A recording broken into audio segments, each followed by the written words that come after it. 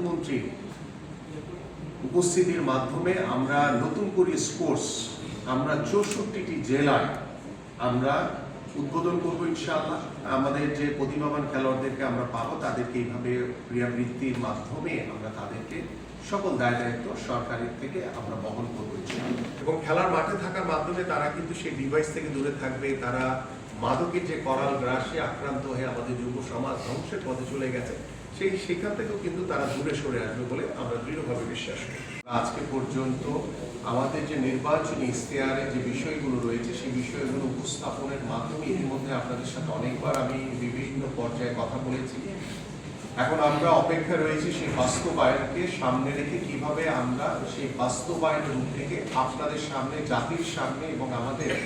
জাতীয় ক্রীড়াবিদদের সামনে সেটাকে কিভাবে আমরা প্রতিষ্ঠিত করব, সেই লক্ষ্য নিয়ে আজকের আমাদের এই প্রেস কনফারেন্স। এবং আপনারা সকলেই জানেন যে আমরা খেলাধুলাকে পেশা হিসেবে প্রতিষ্ঠিত করতে চাই এবং সেই খেলাধুলাকে পেশা হিসেবে প্রতিষ্ঠা করার মাধ্যমে আমরা খেলাধুলাকে একটি যাতে মর্যাদাকর পেশা হিসেবে প্রতিষ্ঠিত করতে পারি, সেই লক্ষ্য নিয়ে আমাদের ইতিমধ্যে আপনাদের সবাই অবগত হয়েছেন যে ক্রীড়া হলে পেশা, পরিবার পাবে ভরসা। সেই ভরসার জায়গায় আমরা বিশ্বাস এবং আস্থা অর্জন করতে চাই। প্রত্যেকটি পরিবার, যারা যেই সকল পরিবার থেকে যে সকল ক্রীড়াবিদরা ইতিমধ্যে বাংলাদেশের জাতীয় ক্রীড়াবিদে পরিণত হয়েছেন, জাতীয় ক্রীড়াবিদ হিসেবে ইতিমধ্যে প্রতিষ্ঠিত হয়েছেন, যারা দীর্ঘদিন ধরে বাংলাদেশকে রিপ্রেজেন্ট করছেন বিভিন্ন খেলাধুলার মাধ্যমে আন্তর্জাতিক অঙ্গনে বাংলাদেশের জাতীয় পর্যায়ে, আমরা সেই সকল খেলোয়াড়দেরকে ক্রীড়া ক্ষেত্রে যারা এখন পর্যন্ত বিশেষ করে আমাদের বিভিন্ন ফেডারেশন বা বিভিন্ন স্পোর্টসের যারা প্রতিনিধি রয়েছেন, বাংলাদেশকে যারা রিপ্রেজেন্ট করছেন, আমরা তাদেরকে বেতন কাঠামোর আওতায় এনে তাদেরকে ক্রীড়া ভাতা প্রদান করতে যাচ্ছি এবং তাদেরকে সম্মানিত করার জন্য তাদেরকে আমরা ক্রীড়া কার্ড উপহার দিব। এবং তারা রিসেন্টলি আমরা যদি 2025-এর তারা যেই সকল টুর্নামেন্টে সাফল্য অর্জন করেছে, আমাদের বিভিন্ন স্পোর্টসে যারা চ্যাম্পিয়নশিপ অর্জন করেছে, যারা গোল্ড মেডেল পেয়েছে, যারা রৌপ্য পদক পেয়েছে, যারা ব্রোঞ্জ পেয়েছে, বিভিন্ন সেক্টরে, স্পেশালি আপনাদের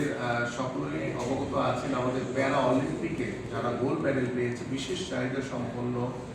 যারা ব্যক্তিবর্গ রয়েছেন, ক্রীড়াবিদ রয়েছেন, তাদের সকলকেই আমরা বেতন কাঠামোর আওতায় এনে তাদেরকে ক্রীড়া ভাতা প্রদান করতে যাচ্ছি। এবং এখানে আপনারা শুনে খুশি হবেন যে আমরা সকল স্পোর্টসকে সমান গুরুত্ব দিচ্ছি। সেখানে ফুটবল, সেখানে ক্রিকেট,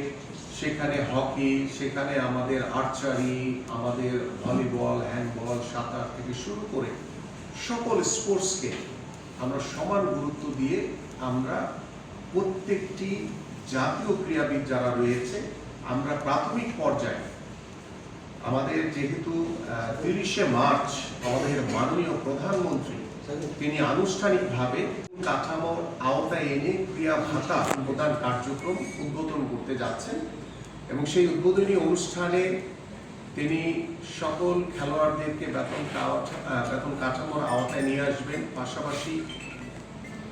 আমাদের ক্রীড়া কার্ড প্রদান করা হবে এবং 25-এর যে জানুয়ারি থেকে শুরু করে আজকে পর্যন্ত যারা সাফল্য অর্জন করেছে তাদেরকে আমরা পুরস্কৃত করব এবং তারা যে বাংলাদেশের জন্য আন্তর্জাতিক অঙ্গন থেকে যে সাফল্য নিয়ে এসছে, সেই সাফল্যকে উৎসাহিত করার জন্য আমরা সেই সকল ক্রীড়াবিদদেরকে আমরা পুরস্কারের মাধ্যমে তাদেরকে উৎসাহিত করব ইনশাআল্লাহ। ঠিক এইভাবে আমরা চিন্তা করেছি যে আগামী 30শে মার্চ সকাল 10টায় আমাদের মাননীয় প্রধানমন্ত্রী জাতীয় ক্রীড়াবিদদের বেতন কাঠামোর আওতায় এনে ক্রীড়া ভাতা প্রদান কার্যক্রম উদ্বোধন, পাশাপাশি আমাদের ক্রীড়া কার্ড এবং যারা সাফল্য অর্জন করেছে সেই সকল ক্রীড়াবিদদেরকে আমরা পুরস্কৃতের মাধ্যমে আমরা আমাদের যে আগামী বাংলাদেশের যে ক্রীড়াঙ্গনকে আমরা সর্বোচ্চ গুরুত্ব দিয়ে আমাদের মাননীয় প্রধানমন্ত্রী তৃণমূল পর্যায় থেকে শুরু করে জাতীয় পর্যায় পর্যন্ত আমরা যাতে খেলাধুলাকে সমান গুরুত্ব দিয়ে, সর্বোচ্চ গুরুত্ব দিয়ে আমরা একটি ক্রীড়াবান্ধব পরিবেশ, ক্রীড়াবান্ধব দেশ হিসেবে বাংলাদেশের ক্রীড়াঙ্গনকে এগিয়ে নিয়ে যাওয়ার জন্য যে পরিকল্পনা আমরা হাতে নিয়েছি, সে বাস্তবায়ন কার্যক্রম ইনশাআল্লাহ 30শে মার্চ থেকে শুরু করব। এবং পর্যায়ক্রমে আপনারা সকলেই অবগত আছেন যে আমরা জাতীয় পর্যায়ে আমরা 4র্থ শ্রেণী থেকে জাতীয় শিক্ষাক্রমে আমরা খেলাধুলাকে বাধ্যতামূলক করতে যাচ্ছি। আমরা নতুন করে স্পোর্টস আগামী মাসেই আমরা হয়তোবা এপ্রিলের শেষের দিকে আমরা মাননীয় প্রধানমন্ত্রীর উপস্থিতির মাধ্যমে আমরা নতুন করে স্পোর্টস আমরা 64টি জেলায় আমরা উদ্বোধন করব ইনশাআল্লাহ। কারণ আপনারা সকলেই জানেন যে আমরা আগামী অর্থ বছর থেকে আমাদের জুনের পর থেকে ইনশাআল্লাহ আমরা এই নতুন করে স্পোর্টসটি আমরা 495টি উপজেলা দিয়ে শুরু করবো ইনশাআল্লাহ। যেহেতু আমরা দায়িত্ব নেওয়ার পরে আমাদের হাতে সময় খুব কম পেয়েছি আমরা সেই লক্ষ্যে আমরা আগামী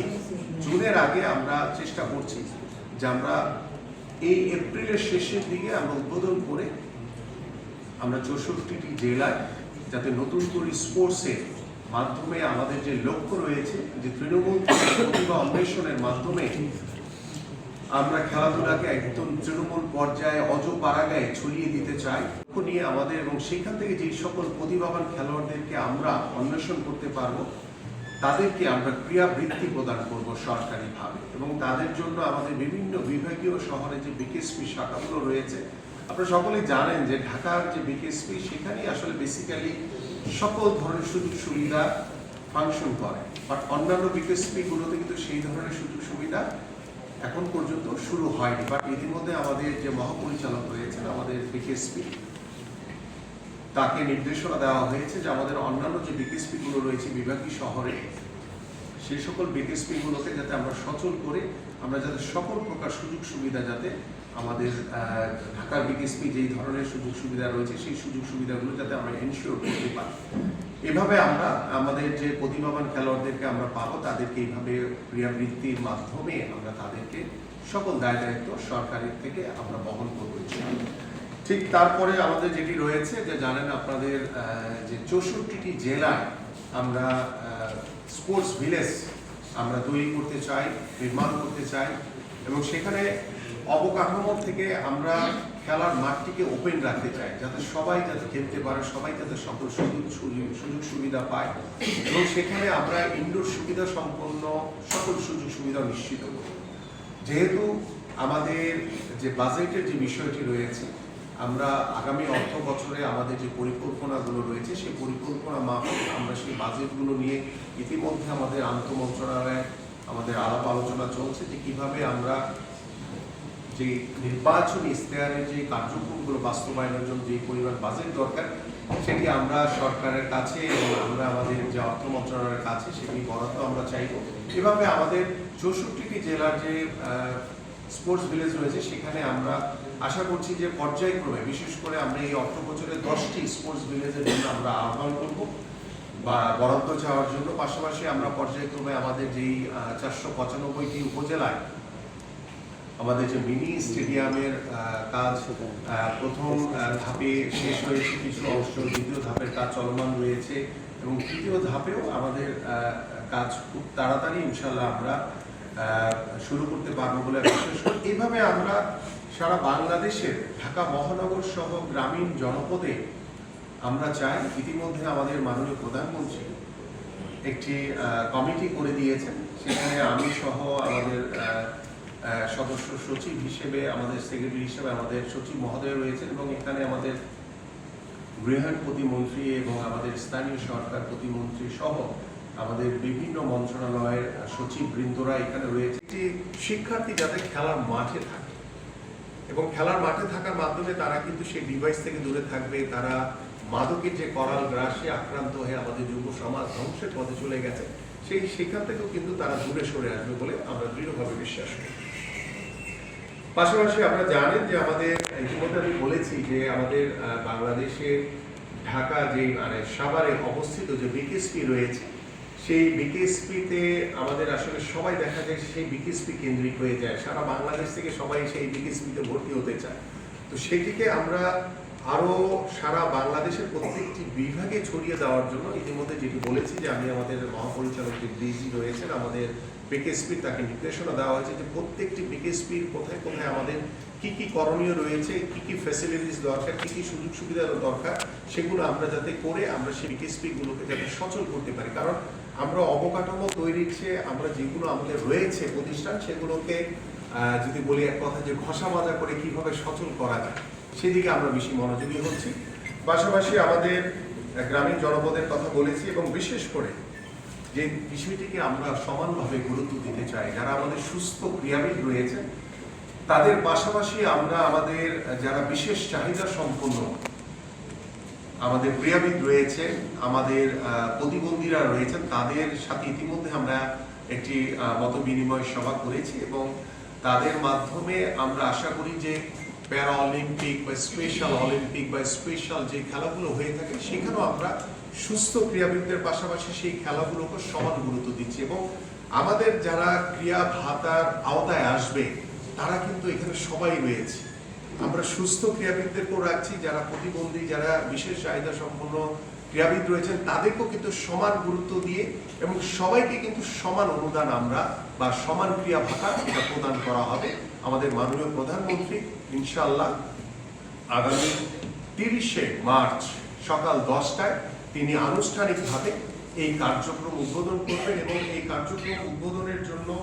আমরা চাই যে আপনাদের সকলের সহযোগিতা আমি আশা করি। কারণ আপনাদের সাথে আমার অ্যাজ এ স্পোর্টসম্যান হিসেবে, ফুটবলার হিসেবে দীর্ঘদিন আপনাদের সাথে পথ চলেছি সেই ছোটবেলা থেকে এবং আপনারাও দীর্ঘদিন ধরে এখন অনেকেই অনেক নতুন মুখ রয়েছেন এবং অনেক পুরাতন মুখও যারা এখানে আজকে উপস্থিত রয়েছেন। আমি আশা করি আমাদের মাননীয় প্রধানমন্ত্রী যে লক্ষ্য, যে উদ্দেশ্য নিয়ে আগামীর স্পোর্টসকে কিভাবে তিনি সর্বোচ্চ গুরুত্ব দিয়েছেন তার ইতিমধ্যে কিছুটা প্রমাণ কিন্তু আপনারা পেয়েছেন যে গত 26শে মার্চ হঠাৎ করেই তিনি আমাদের স্বাধীনতা দিবস উপলক্ষে যে একটি প্রীতি ফুটবল ম্যাচ বাংলাদেশে কিভাবে মাঠগুলোকে সংরক্ষণ করতে পারে, যেহেতু আমরা যে পরিকল্পনা নিয়েছি সেই পরিকল্পনা বাস্তবায়নের জন্য এবং আমাদের তৃণমূল পর্যায়ে খেলাধুলাকে ছড়িয়ে দেওয়ার জন্য আমাদের মাঠের কোনো বিকল্প নেই। এই জন্য মাঠ সংরক্ষণকেও আমরা সর্বোচ্চ গুরুত্ব দিয়ে আমরা এগিয়ে যাচ্ছি এবং আশা করি যে আমাদের যে প্রথম কার্যক্রম, যেটি আমি ইতিমধ্যে বলেছি যে বেতন কাঠামোর আওতায় এনে খেলোয়াড়দেরকে, জাতীয় খেলোয়াড়দেরকে ক্রীড়া ভাতা প্রদান করা এবং আগামী এপ্রিলের শেষের দিকে আমরা আশা করছি যে নতুন করে স্পোর্টস আমাদের মাননীয় প্রধানমন্ত্রীর মাধ্যমে আমরা প্রথম পর্যায়ে 64টি জেলায় একই দিন উদ্বোধন করতে পারবো ইনশাআল্লাহ এবং পর্যায়ক্রমে আমরা খেলাধুলাকে বাধ্যতামূলক করার জন্য ইতিমধ্যে আমাদের শিক্ষা মন্ত্রণালয়ের শিক্ষামন্ত্রী এবং আমাদের সচিব মহোদয়েরা ইতিমধ্যে কাজ শুরু করেছেন যে আগামী শিক্ষাবর্ষে আমরা